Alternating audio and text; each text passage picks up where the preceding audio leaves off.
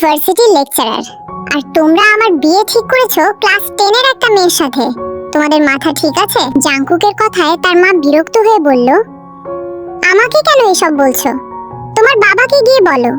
তাছাড়া মেয়েটার আর 1 মাস পর এসএসসি এক্সাম, এরপর কলেজে উঠে যাবে। চিন্তা কর না। জাংকুক রাগে কথা বলতে পারছে না ঠিক করে। 27 বছরের তাগড়া যুবক সে। বিয়ে করবে না এমন তো বলেনি, কিন্তু তাই বলে একটা বাচ্চাকে বিয়ে ভাবতেই পারছে না। অসম্ভব। ডান হাতের দু আঙুল দিয়ে কপাল স্লাইড করতে লাগলো। মেজাজি চুলগুলো কপাল ছুঁয়ে নেমে এসেছে। কনুই পর্যন্ত গুটানো হাতা। কনুই থেকে হাতের কবজি পর্যন্ত হাতের রগগুলো ফুলে ফেপে উঠেছে রাগের প্রভাবে। কপাল থেকে আঙুল সরিয়ে ঝাঁকড়া চুলের ভাঁজে একবার হাত চালিয়ে নিজেকে শান্ত করার বৃথা চেষ্টা চালালো।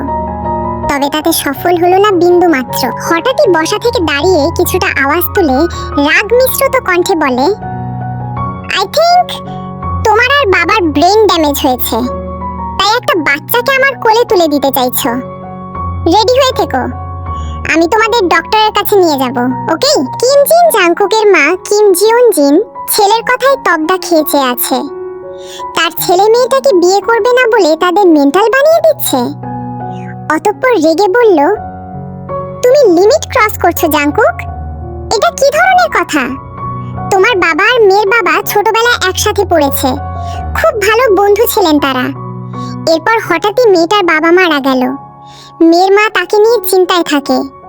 তাছাড়া তোমার বাবার বন্ধু তোমার বাবাকে অনেক হেল্প করেছে, তার সামান্য প্রতিদান এভাবে দিতে চাইছে, তুমিও মেনে নাও। জাংকুক দু হাতে মাথার চুল টেনে বলল, উফ, বাবা ঋণ শোধ করবে তো আমাকে কেন বলির পাঠা বানাচ্ছে? যেহেতু বাবার ঋণ শোধ করতে হবে তো বাবাই বিয়েটা করে নিক। আমি কোনো বাচ্চাকে বিয়ে করে তাকে কোলে তুলে ফিডার খাওয়াতে পারবো না। সরি। ছেলের কথায় জিন বিস্ময়ে চোখ বড় বড় করে তাকালো। জাংকুককে ধমকে বলল, কি বলছো? বুঝে বলছো? জাংকুক নিজেও থতমত খেয়ে গিয়েছে কথাটা বলে। রাগে কি বলে ফেলেছে নিজেই বুঝতে পারেনি। মাথা নিচু করে চোখ বুজে ফুস করে শ্বাস ফেলল। পিছন থেকে জাংকুকের বাবা কিম জিওন নামজুন গম্ভীর গলায় বলে, তোমাকে বিয়েটা করতে হবে জাংকুক। তোমার কোনো ফ্রেন্ডকে ইনভাইট করতে চাইলে করতে পারো। আগামীকাল রাতের মধ্যেই আমরা বৌমাকে নিয়ে রওনা হব ইনশাআল্লাহ। জাংকুক অদ্ভুতভাবে তার বাবার দিকে তাকালো। 2 দিন হলো গ্রামে এসেছে তারা। মূলত জাংকুকের ফুপুর বাড়ি গ্রামে। মাঝে মাঝে আসা হয়, তবে এইবার এসে তার গলায় বাচ্চা ঝুলিয়ে দিবে জানলে এই গ্রামে পা রাখতো না। বাবার দিকে তাকিয়ে রেগে বলল, বাবা তুমি কি জানো তোমার ফ্রেন্ডের মেয়ের জন্য আমার চাকরি চলে যেতে পারে? এরপরও তুমি আমার সাথে একটা বাচ্চাকে জড়াতে চাইছো? জিওন নামজুন ভাবলেন ছেলের কথা ফেলে দেওয়ার নয়, সময় নিয়ে কি যেন ভাবলেন। এরপর গম্ভীর গলায় বললেন, তোমার ভার্সিটিতে কেউ না জানলেই তো হলো। ও আমার মেয়ের পরিচয় থাকবে। মেয়ের বয়স হলে তোমাদের আনুষ্ঠানিকভাবে বিয়ে হবে ইনশাআল্লাহ। তোমার ভার্সিটির সবাই তো বাসায় এসে তোমার বউকে দেখছে না, তাই না? জাংকুক হাত মুষ্টিবদ্ধ করল। রাগে তার শরীর কাঁপছে। বাবার কথার পিঠে শুধু বলল, আমি কোনো বাচ্চাকে বিয়ে করতে পারবো না। সরি বাবা, আমি আজকেই ব্যাক করব। এই বলে হনহন করে ঘর থেকে বেরিয়ে যায়। তোর বাইকের চাবিটা দে। জাংকুকের কথায় সুগা ভ্রু কুঁচকে তাকালো। সে বাড়ির সামনে রাস্তায় দাঁড়িয়ে আছে, মূলত বাজারের দিকে যাবে বলে। বাইক নিয়ে যাবে। জাংকুক সুগার মামাতো ভাই। সুগা জাংকুক একই ইউনিভার্সিটির লেকচারার। সুগা ঢাকাতেই থাকে চাকরির সুবাদে। ছুটি পেয়ে জাংকুকদের সাথে নিয়ে তাদের বাড়িতে এসেছে। আগামীকাল একসঙ্গেই আবার ব্যাক করবে। পকেট থেকে বাইকের চাবি বের করে জাংকুকের দিকে বাড়িয়ে দিয়ে বলল, বাজারের দিকে যাব, তুই বাইক চালাবি? জাংকুক কোনো কথা বলল না। সুগার হাত থেকে বাইকের চাবি নিয়ে বাইকে উঠে বাইক স্টার্ট দেয়। সুগা ভ্রু কোঁচকালো। জাংকুকের কি হয়েছে? মনে হচ্ছে রেগে আছে। বাইকে উঠে বসার জন্য এক পা তুললে সুগা বাইক এক টান দেয়। সুগার ডান পা ঠাস করে মাটিতে পড়ে যায়। ছেলেটা তবদা খেয়ে চেয়ে থাকে জাংকুক হাওয়ার বেগে চলে যাওয়ার পথে। উল্টে পড়তে পড়তে বেঁচেছে, এত বড় ছেলে হয়ে এভাবে মুখ থুবড়ে পড়লে মান ইজ্জত কিছু থাকতো না। দাঁত কিরমির করে তাকিয়ে রইল জাংকুকের অদৃশ্য হওয়ার পানে। কার উপর রেগে আছে কে জানে। সেসব রাগ তার কাছে এসে ঝেড়ে গেল। মামার ডাকে সুগার হুঁশ ফিরে। নামজুন গম্ভীর গলায় বলে, তোমার ভাইকে বোঝাবে আগামীকাল যেন আমাকে অপমান হতে না হয়, বুঝেছ? সুগা মাথা নাড়ল, মানে বুঝেছে, কিন্তু কি বোঝাবে সেটাই তো বুঝলো না। আমতা আমতা করে প্রশ্ন করলো, মামা বলছিলাম জাংকুককে কি বোঝাবো? নামজুন যেতে যেতে বলল, আগামীকাল তোমাদের গ্রামের এক মেয়ের সাথে জাংকুকের বিয়ে। সুগা মুখ গোল করে বলল, ও এইবার বুঝেছি ব্যাপার। বাপ বেটা এই নিয়ে ঝামেলা করছে। বাপ বেটাকে বিয়ে করাবে, কিন্তু বেটার তো বিয়ে করার সাথ নেই। বাপটা বোঝে না। দুজনেই যে এক গোয়ালের গরু, দুজনের রাগ জেদ সমান সমান। বাপ বলেছে বিয়ে দিবে, মানে দিবেই। বেটা বলেছে বিয়ে করবে না, মানে করবে না। তাহলে জিতবেটা কি? একটু থেমে গভীর ভাবনা নিয়ে বলল, মামা আমাকে বোঝাতে বলে গেল, ট্রিক্স তো বলে গেল না। বেটাকে নিজের মতো ঘাড় তাড়া বানিয়ে বোঝানোর দায়িত্ব দিচ্ছে আমার ওপর। এসব মানা যায়? আমার মামিটাকে জ্বালিয়ে খায়। ইস, কি কষ্ট আমার মামির জীবনে। দুই ঘাড় তাড়া টুপ করে এসে কোথা থেকে যে পড়লো।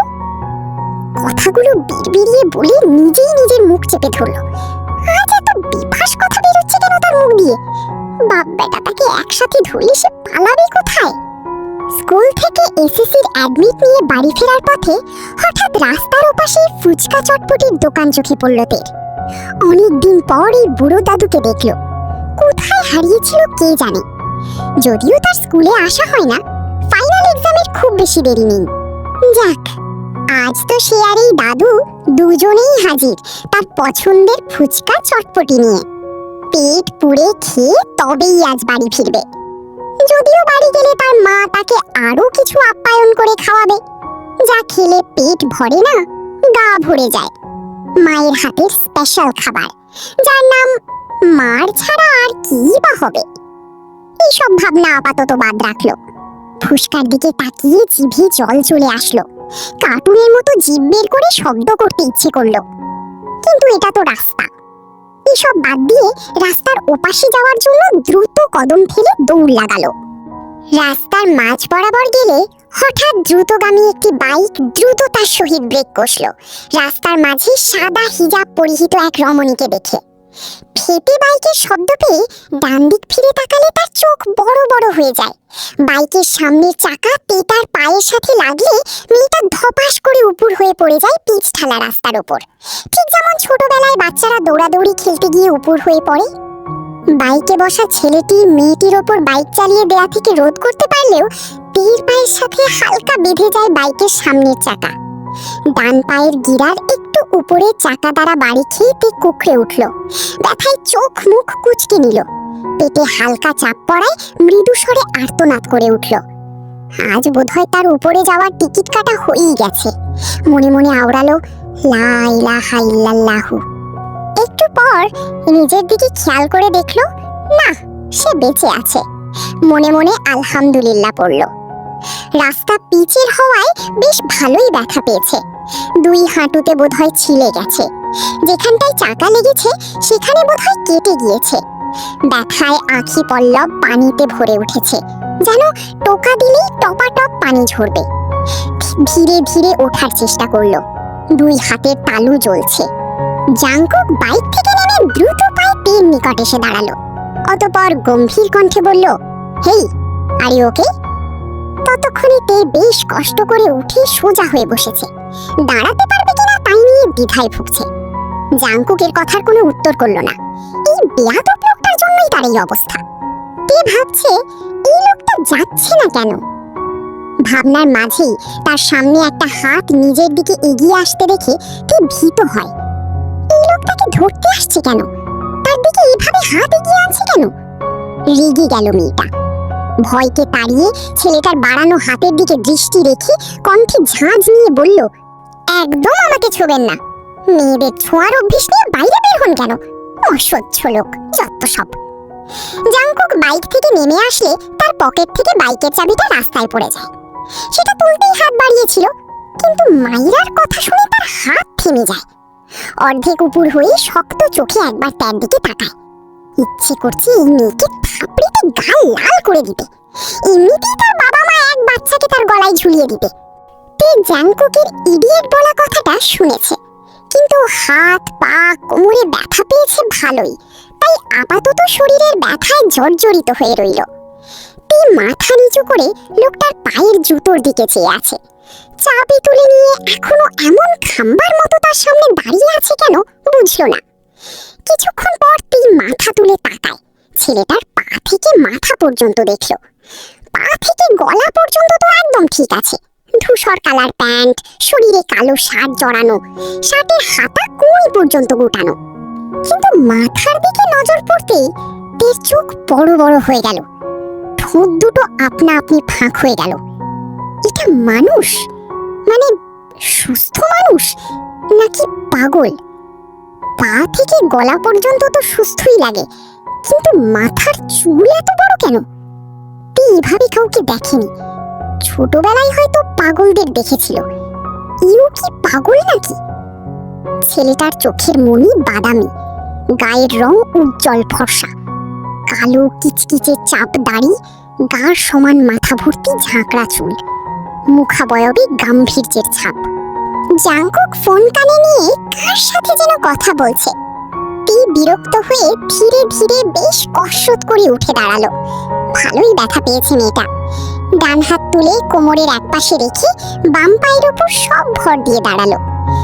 জাংকুক বাম হাত পকেটে গুজে ডান হাতে ফোন কানে নিয়ে কথা বলছে খুব সিরিয়াস মোডে। অবশ্য জাংকুক মানেই সিরিয়াস। তার সামনে কেউ জোকস বললেও তার শক্ত মুখাবয়ব থেকে নড়চড় হয় না। তীর কেন যেন রাগ লাগলো, চেঁচিয়ে উঠল, লাইসেন্সবিহীন বাইক চালাতে এসেছেন কেন মিস্টার? ইস, আমার হাত পা কোমর সব ভেঙে দিল। মাইরার কথায় জাংকুক ভ্রু কুঁচকে তাকালো তের দিকে। গম্ভীর গলায় বলল, ওকে বাই। এরপর কল কেটে ফোন পকেটে রাখে। তের দিকে তাকিয়ে বলে, হোয়াট? তে রেগে বলে, বধির নাকি? একটা মেয়ের অ্যাক্সিডেন্ট ঘটিয়েছেন আপনি, আর এখন হোয়াট হোয়াট করছেন? জাংকুক আঙুল উঁচিয়ে শক্ত গলায় বলে, হেই লিসেন, জাস্ট স্টপ। তে বিরক্ত হলো। বাদামি চোখের মনি, চাপ দাড়ি, জঙ্গলিদের মতো ঘাড় সমান বড় বড় ঝাঁকড়া চুলওয়ালা ছেলেটা ইংরেজদের মতো শুধু ইংলিশ ছাড়ছে। তে কণ্ঠে ঝাঁঝ ঠেলে বলে, এই বিদেশি বিলাই, বাংলাদেশি ইংরেজদের কোনো জায়গা নেই। বাংলাদেশে থাকতে হলে বাংলা বলুন। জাংকুক হাত মুষ্টিবদ্ধ করে চেয়ে আছে তের পানে। তে একটু ভয় পেল হয়তো। জাংকুক শক্ত কণ্ঠে বলে, আর একটা বাজে কথা বললে থাপড়িয়ে সব দাঁত ফেলে দিব, স্টুপিড গার্ল। কথাটা বলে আর এক সেকেন্ডও দাঁড়ালো না। দ্রুত পায়ে বাইকে উঠে বাইক স্টার্ট দিয়ে তের পাশ কাটিয়ে চলে যায়। তে কোমরে হাত দিয়ে পিছন থেকে চেঁচিয়ে বলে, শালা ঘুষ দাতা, নিশ্চয়ই ঘুষ দিয়ে লাইসেন্স পেয়েছে, আর এখন রাস্তায় এসে আমার মতো বাচ্চার কোমর ভাঙছে, আমাকে ছুটে আসছে, শালা বেয়াদব। জাংকুক বোধহয় তের বলা প্রথম দুটো শব্দ শুনতে পেয়েছে। বাইকের স্পিড বাড়িয়েছে। ইচ্ছে তো করছে এই মেয়ের উপর বাইক তুলে দিতে। উফ, এই তো চাপ নিতে পারছে না। তীরের খাওয়ার মুড নষ্ট করে দিয়েছে লোকটা। খুঁড়িয়ে খুঁড়িয়ে হাঁটতে লাগলো। বিড়বিড় করে লোকটাকে বকতে লাগলো। মেয়েটা ভালো, অনেকের কাছে শুনেছি, একটু চঞ্চল তবে ভদ্র। বাবা নেই, বুঝতেই পারছিস। দেখবি মেয়েটা ছোট হলেও যা বড় বুঝদার হবে। চায়ের টং দোকানের পাশে বাইকে বসে আছে জাংকুক। তার সামনে দাঁড়িয়ে সুগা তার মামাতো ভাই জাংকুককে বোঝাচ্ছে। জাংকুকের গম্ভীর মুখাবয়বের কোনো পরিবর্তন নেই, এক মনে ফোন স্ক্রোল করছে। সুগা হতাশার নিঃশ্বাস ফেলে দোকান থেকে 2 কাপ চা এনে 1 কাপ জাংকুকের দিকে এগিয়ে দিলে জাংকুক গম্ভীর গলায় বলল, ব্ল্যাক কফি আন। সুগা ভ্রু কুঁচকে বলল, এই গ্রামে তোর জমিদারি ব্ল্যাক কফি কোথা থেকে আমদানি করব, এটা দিয়ে চালিয়ে নে। জাংকুক কিছু বলল না। সুগা বুঝলো ও এই খাবে না। নিজেই 2 কাপ চা সাবার করলো দাঁড়িয়ে দাঁড়িয়ে। এরপর কাপ দুটো রেখে এসে বলল, বলছিলাম বিয়ে তো হবেই, মেয়েটাও বাচ্চা, তুই চুলগুলো এবার না হয় কেটেই ফেল। নয়তো বাচ্চাটা ভয় পাবে। জাংকুক কথাটা শুনেই শক্ত চোখে সুগার দিকে তাকালো। রাতের অন্ধকারে চায়ের দোকানের মৃদু ভাব আলো জাংকুকের মুখে এসে পড়েছে। সুগা দেখলো জাংকুক তার দিকে খেয়ে ফেলা চোখে তাকিয়ে আছে। সুগা মিকি হেসে বলল, মিস্টেক মিস্টেক, তোকে তামিল মুভির নায়কদের মতো লাগছে রে। বাচ্চাটা তোকে দেখে কেরাস খাবে, সত্যি বলছি। জাংকুক তার ডান হাতে সুগার কলার ধরে মেজাজি গলায় বলে, আমি কোনো বাচ্চাকে বিয়ে করব না, আর একটা বাড়তি কথা বললে তোর গ্রামেই তোকে বালি চাপা দিয়ে দিব। সুগা ইনোসেন্ট ফেস বানিয়ে বলে, ওকে ওকে, আমার কলার ছাড়, তোকে বিয়ে করতে হবে না। জাংকুক সুগার কলার থেকে হাত সরিয়ে বাইকের দুপাশে পা দিয়ে বসে টান দিয়ে চলে গেল। সুগা বিরক্ত হলো, এই আবার কই যায়। জাংকুক কবুল বলে উঠে দাঁড়ালো। অতিরিক্ত রাগে তার পুরো শরীর থেকে যেন ধোঁয়া বের হচ্ছে। সে গাড়ি নিয়ে প্রায় অর্ধেক রাস্তা চলে গিয়েছিল। তার মা নাকি অসুস্থ হয়ে গিয়েছে। এসে দেখেছে সত্যি অসুস্থ হয়ে গিয়েছে, প্রেসার ফল করেছিল। কিন্তু এইভাবে তাকে বিয়ে করানোর জন্য তার বাবা মা এমন উঠে পড়ে লেগেছে কেন বুঝলো না। বিয়ে করিয়েই ছাড়লো। এইখানে বেশিক্ষণ থাকলে একটা অঘটন ঘটবে। কোনো দিকে তাকালো না, হন হন করে বাড়ি থেকে বেরিয়ে গেল। জিয়ন নামজুন ও জিয়ন জিন ছেলের ব্যবহারে বেশ বিব্রত বোধ করলেন। তের মা ভ্রু কুঁচকে তাকায়। ছেলেটা তার সাথে একবারও কথা বলল না। তিনি কি ভুল করলেন? নামজুনের দিকে চোখ পড়তেই এসব ভাবনা দূর হয়ে গেল। লোকটা তার প্রাক্তন স্বামীর বন্ধু কম, ভাই বেশি। তার মেয়ে এই লোকটার বাড়ির বউ এখন। সেও চিন্তামুক্ত। মেয়েটাকে নিয়ে ভীষণ দুশ্চিন্তায় ছিলেন। কাঁদতে কাঁদতেই চোখ মুখ ফুলিয়ে ফেলেছে। তার মা তাকে এত তাড়াতাড়ি কেন বিয়ে দিল? তার বাবা নেই, তাই বলে সে এতই বেশি হয়ে গেল? এসএসসি পরীক্ষাটা পর্যন্ত দিতে দিল না, তাকে বিদায় করিয়েই ছাড়লো।